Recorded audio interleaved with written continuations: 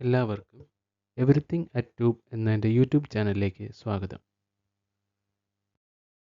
ഇന്ന് നമ്മൾ പഠിക്കുന്നത് കേരളത്തിലെ സാമൂഹിക പരിഷ്കർത്താവായിരുന്ന ബ്രഹ്മാനന്ദ ശിവയോഗി എന്ന വ്യക്തിയെക്കുറിച്ചാണ്. PSC പരീക്ഷയിൽ ഉറപ്പായും ഇതിൽ നിന്ന് ചോദ്യങ്ങളുണ്ടാവും. അതുകൊണ്ട് ഇത് ശ്രദ്ധയോടെ കേട്ട് നോട്ട്സ് എഴുതുകയോ അല്ലാതെ രണ്ടോ മൂന്നോ തവണ കേട്ട് ഇതിലെല്ലാ പോയിൻറ്റ്സും പഠിക്കേണ്ടതാണ്. ഞാൻ ഇത് തയ്യാറാക്കിയിരിക്കുന്നത് PSCയുടെ പ്രീവിയസ് ക്വസ്റ്റ്യൻ പേപ്പറിൽ വന്ന എല്ലാ വർഷങ്ങളിലായിട്ട് ചോദിക്കുന്ന എല്ലാ പോയിൻറ്റുകളും കൂടി ചേർത്തിട്ടാണ് ഞാൻ ഈ നോട്ട്സ് തയ്യാറാക്കിയിരിക്കുന്നത്. അതുകൊണ്ട് തന്നെ നിങ്ങൾക്കെല്ലാം ഇത് ഉപകാരപ്രദമാകുമെന്ന് എനിക്ക് നല്ല ഉറപ്പുണ്ട്. അപ്പോൾ എല്ലാവരും ഇത് ശ്രദ്ധയോടെ പഠിക്കണം. ബ്രഹ്മാനന്ദ ശിവയോഗി എന്ന സാമൂഹിക പരിഷ്കർത്താവിനെ കുറിച്ചാണ് നമ്മൾ പറയുന്നത്. ഇതെല്ലാം PSC പരീക്ഷയിൽ മുൻകാലങ്ങളിൽ ചോദിച്ചിട്ടുള്ള ഭാഗങ്ങളാണ് ഇതിൽ ഉൾപ്പെടുത്തിയിട്ടുള്ളത്. Brahmananda Shivayogi was born on 26th August 1852 in Kollengode in Palakkad district. ഇപ്പോഴത്തെ പാലക്കാട് ജില്ലയിലെ കൊല്ലങ്കോട് എന്ന സ്ഥലത്ത് 1852 ആഗസ്റ്റ് 26-നാണ് ബ്രഹ്മാനന്ദ ശിവയോഗി ജനിച്ചത്.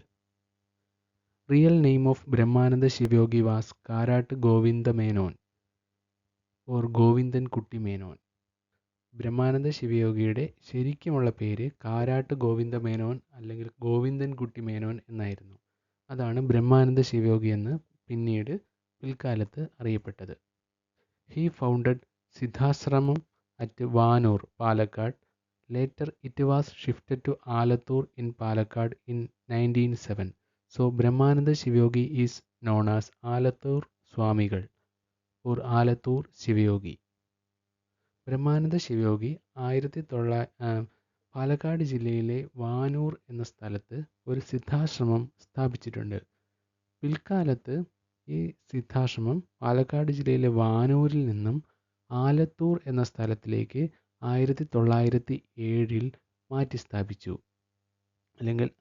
അപ്പം ഇത് വളരെ പ്രധാനപ്പെട്ട ഒരു പോയിൻ്റാണ്. ആലത്തൂര് ബ്രഹ്മാനന്ദ ശിവയോഗി സിദ്ധാശ്രമം സ്ഥാപിച്ച വർഷം 1907. നിരവധി തവണ PSC പരീക്ഷകൾക്ക് ചോദിച്ചിട്ടുള്ള ഭാഗമാണ്. അപ്പോൾ 1907 ആലത്തൂര് സിദ്ധാശ്രമം സ്ഥാപിച്ചതിനാൽ ബ്രഹ്മാനന്ദ ശിവയോഗി ആലത്തൂർ സ്വാമികൾ എന്നും അറിയപ്പെടുന്നു, അല്ലെങ്കിൽ ആലത്തൂർ ശിവയോഗി എന്നും അറിയപ്പെടുന്നു. Brahmananda Shivayogi was social reformer of Malabar and he was contemporary of Sreenarayana ഗുരു. നമ്മൾ കഴിഞ്ഞ ദിവസം വാഗ്ഭടാനന്ദ പഠിച്ചപ്പോൾ നമ്മൾ പറഞ്ഞിരുന്നു വാഗ്ഭടാനന്ദ ബ്രഹ്മാനന്ദ ശിവയോഗിയുടെ ശിഷ്യനായിരുന്നു. അതുപോലെ തന്നെ ശ്രീനാരായണ ഗുരുവും ബ്രഹ്മാനന്ദ ശിവയോഗിയുമായിട്ട് അവരുമായിട്ട് ഒത്തുചേർന്ന് പ്രവർത്തിച്ചിരുന്ന സാമൂഹിക പരിഷ്കർത്താവാണെന്ന് പറഞ്ഞിട്ടുണ്ടായിരുന്നു. അപ്പോൾ അത് ഓർമ്മയുണ്ടെങ്കിൽ നമുക്ക് ഇതും ഓർക്കാൻ പറ്റും. ബ്രഹ്മാനന്ദ ശിവയോഗി എന്ന് പറയുന്നത് മലബാറിലെ ഒരു സോഷ്യൽ റിഫോർമറായിരുന്നു. വാഗ്ഭടാനന്ദനും മലബാറിലെ ഒരു സോഷ്യൽ റിഫോർമറായിരുന്നു. അപ്പോൾ ഇവർ രണ്ടുപേരും മലബാറിലെ സോഷ്യൽ റിഫോർമേഴ്സ് ആയിരുന്നു. And Brahmananda Shivayogi was contemporary of Sreenarayana Guru. Sreenarayana Guru ജീവിച്ചിരുന്ന അതേ കാലയളവിൽ ജീവിച്ചിരുന്ന ഒരു വ്യക്തിയാണ് Brahmananda Shivayogi.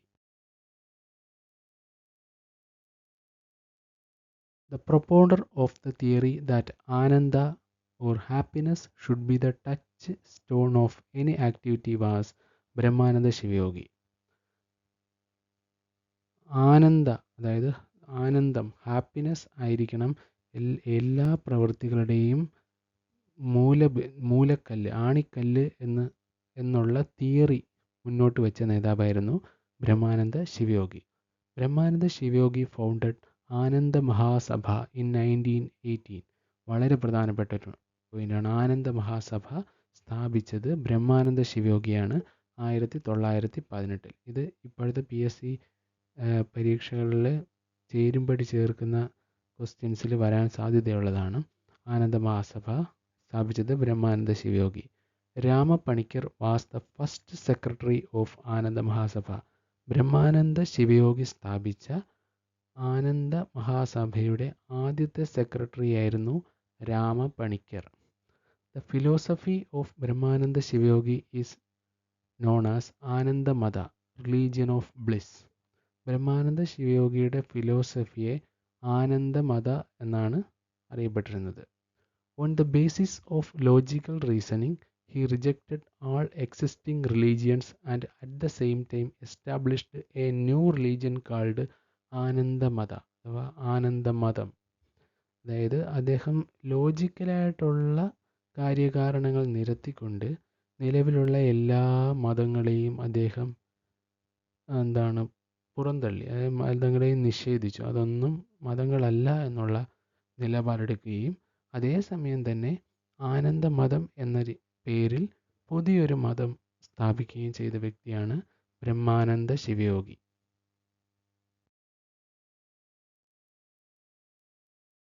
Brahmananda Sivayogi ousted God from the center and placed the mind in its place. ദൈവമല്ല, മനസ്സാണ് നമ്മുടെ കേന്ദ്രബിന്ദു ആയിരിക്കേണ്ടത് എന്ന് പറഞ്ഞ വ്യക്തിയായിരുന്നു Brahmananda Shivayogi. Brahmananda Shivayogi said mind is God, മനസ്സാണ് ദൈവം എന്ന് പറഞ്ഞ സാമൂഹിക പരിഷ്കർത്താവായിരുന്നു Brahmananda Shivayogi. He expounded the concept of Anandajati, Anandajati എന്നുള്ള കൺസെപ്റ്റ് അത് മുന്നോട്ട് കൊണ്ടുവരികയും അത് പ്രചരിപ്പിക്കുകയും ചെയ്ത ആളായിരുന്നു Brahmananda Shivayogi. Brahmananda Shivayogi formed a new philosophy called Anandadarsha. Anandadarsha എന്ന പേരിൽ പുതിയൊരു ഫിലോസഫി ഫോം ചെയ്തത് ബ്രഹ്മാനന്ദ ശിവയോഗിയാണ്. He initiated Rajayoga into Vagbhatananda. നമ്മൾ നേരത്തെ പറഞ്ഞതാണ്, വാഗ്ഭടാനന്ദ പഠിച്ചപ്പോൾ പറഞ്ഞതാണ്. ബ്രഹ്മാനന്ദ ശിവയോഗി ജീവിച്ചിരുന്ന അതേ കാലയളവിൽ തന്നെയാണ് വാഗ്ഭടാനന്ദയും ജീവിച്ചിരുന്നത്. He started the journal സാരഗ്രാഹി to propagate his ideals. Brahmananda Sivayogi അദ്ദേഹത്തിൻ്റെ ഐഡിയൽസ്, അതായത് തത്വങ്ങൾ പ്രചരിപ്പിക്കുന്നതിന് വേണ്ടി സ്റ്റാർട്ട് ചെയ്ത ജേണലാണ് Saragrahi. Brahmananda Shivayogi died in 1929 September 10 at the age of 79. 1929 September 10 77-ാം വയസ്സിൽ ബ്രഹ്മാനന്ദ ശിവയോഗി അന്തരിച്ചു. ജനിച്ചത് 1852 ആഗസ്റ്റ് 26.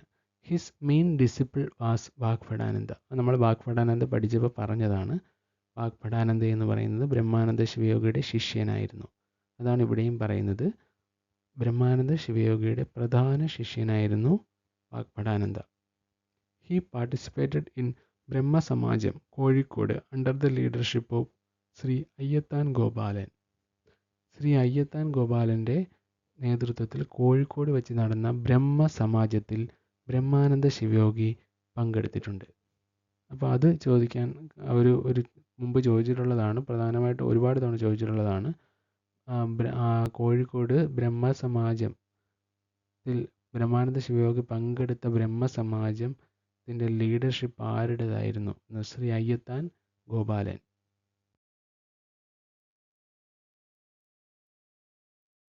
Brahmananda Shivayogi ridiculed the sages who live in the forest with long hair and beard, and also the wandering saffron-clad ascetics who do it for the needs of their bowels.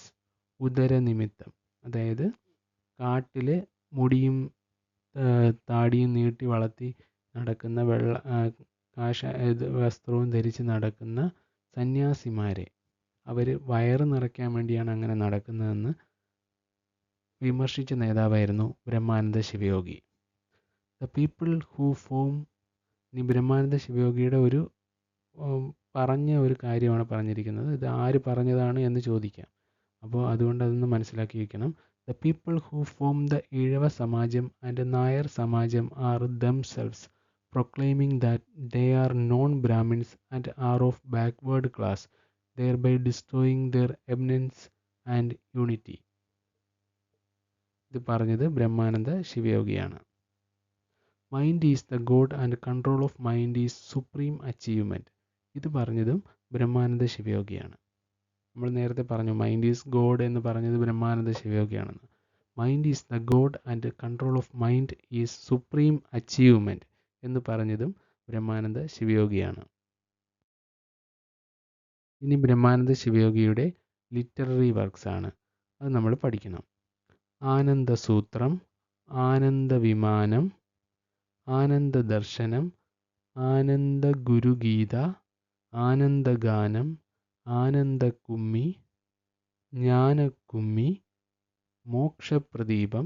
Mokshapradeepam വളരെ പ്രധാനപ്പെട്ടതാണ്. 1905 മോക്ഷപ്രദീപം. സ്ത്രീ വിദ്യാപോഷിണി, ഇതൊരു പോയമാണ്. അദ്ദേഹം എഴുതിയൊരു പോയമാണ് സ്ത്രീ വിദ്യാപോഷിണി. അതുപോലെ ബാക്കി ശിവയോഗ രഹസ്യം, അതും പ്രധാനപ്പെട്ടതാണ്. ശിവയോഗ രഹസ്യം എന്ന് പറയുന്നത് ഒരു നീണ്ട പോയമായിരുന്നു. മലയാളത്തിൽ എഴുതിയ ഒരു പോയമാണ് ശിവയോഗ രഹസ്യം. അത് നമുക്ക് ബ്രഹ്മാനന്ദ ശിവയോഗി, അതിൽ നിന്ന് തന്നെ ശിവയോഗ രഹസ്യം എഴുതിയതാരെന്ന് ചോദിച്ചാൽ നമുക്ക് ഉത്തരം പറയാൻ പറ്റും, എളുപ്പം പറയാൻ പറ്റണം. ബ്രഹ്മാനന്ദ ശിവയോഗിയാണ് അത് എഴുതിയത്. പിന്നീട് സിദ്ധാനുഭൂതി, രാജയോഗ പ്രസായം, വിഗ്രഹാരാധനാ ഖണ്ഡനം, ഇതെല്ലാം എഴുതിയത് ബ്രഹ്മാനന്ദ ശിവയോഗിയാണ്. ഇത്രയും ലിറ്റററി വർക്ക്സാണ് ബ്രഹ്മാനന്ദ ശിവയോഗിയുടെ പേരിലുള്ളത്. അപ്പോൾ അത് നമ്മൾ മനസ്സിലാക്കി വെച്ചിരിക്കണം. ഇതൊക്കെ കൺഫ്യൂസിങ് ആയിട്ട് ചോദിക്കാൻ സാധ്യതയുള്ളതാണ്. അതുകൊണ്ട് ഇത്രയുമാണ് ഇതിൽ നിന്ന് നമുക്ക് മനസ്സിലാവുന്നത്. ഇനി ഇത്രയും നിങ്ങൾക്ക് നന്നായിട്ട് പ്രയോജനപ്പെട്ടു എന്ന് കരുതുന്നു. PSCയുടെ മുൻകാലങ്ങളിലെ ചോദ്യപേപ്പറുകളിൽ നിന്നാണ് ഈ വിവരങ്ങൾ നമ്മൾ എടുത്തിട്ടുള്ളത്. അപ്പോൾ ഇതെന്തായാലും നിങ്ങൾക്ക് പ്രയോജനപ്പെടും PSC പരീക്ഷയ്ക്ക്. ഇത് നിങ്ങൾക്ക് പ്രയോജനപ്പെട്ടിട്ടുണ്ടെങ്കിൽ ഈ ചാനൽ സബ്സ്ക്രൈബ് ചെയ്ത് നിങ്ങളുടെ വാല്യബിൾ ആയിട്ടുള്ള കമൻസ്, ഞാൻ പറഞ്ഞതിൽ എന്തെങ്കിലും തെറ്റുകുറ്റങ്ങളുണ്ടെങ്കിൽ അത് ചൂണ്ടിക്കാണിക്കണം. അപ്പോഴേ എനിക്കത് തിരുത്താൻ പറ്റുള്ളൂ. അതുപോലെ നിങ്ങളുടെ വാല്യബിൾ ഫീഡ്ബാക്ക് എനിക്ക് കമൻസിലൂടെ തരണം. ദയവേത് വീഡിയോ ലൈക്ക് ചെയ്ത് ചാനൽ സബ്സ്ക്രൈബ് ചെയ്ത് പ്രോത്സാഹിപ്പിക്കണം. എല്ലാവർക്കും PSC സൗജന്യമായിട്ട് പഠിക്കാൻ കഴിയണം എന്നുള്ളൊരു ഉദ്ദേശത്തിലാണ് ഞാൻ ഈ വീഡിയോസ് തയ്യാറാക്കി ഇടുന്നത്. അപ്പോൾ അതിൽ നിങ്ങളുടെ എല്ലാവരുടെയും സപ്പോർട്ട് ഉണ്ടെങ്കിൽ കൂടുതൽ പേർക്കത് സഹായകരമാകും. അതുപോലെ നിങ്ങളുടെ ഫ്രണ്ട്സിന് ഈ വീഡിയോ ദയവ് ചെയ്ത് ഷെയർ ചെയ്ത് കൊടുക്കുക. എല്ലാവർക്കും ഒരുമിച്ച് PSC പഠിച്ച് മുന്നേറാം.